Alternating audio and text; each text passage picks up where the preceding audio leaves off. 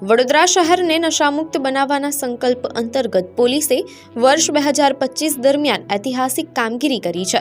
Operation ક્રેકડાઉન અંતર્ગત પોલીસે ડ્રગ્સના વેચાણ અને હેરાફેરી કરતા તત્વો સામે લાલ આંખ કરી છે। વડોદરા પોલીસે આ વર્ષ દરમિયાન કુલ 49 કેસો નોંધીને ₹2,40,40,448ની કિંમતનો માતબર નશીલા પદાર્થનો જથ્થો ઝડપી પાડ્યો છે।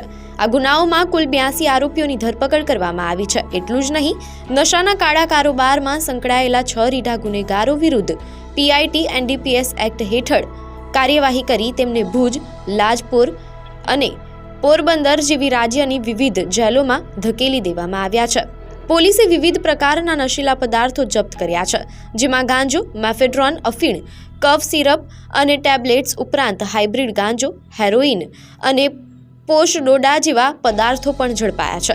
માત્ર કાર્યવાહી જ નહીં, પરંતુ યુવાધનને નશાના રવાડે ચડતા અટકાવવા માટે શહેરની શાળાઓ, કોલેજો અને જાહેર સ્થળોએ કુલ 39 ડ્રગ્સ અવેરનેસ પ્રોગ્રામ યોજવામાં આવ્યા હતા, જેમાં હજારો વિદ્યાર્થીઓને જાગૃત કરવામાં આવ્યા છે।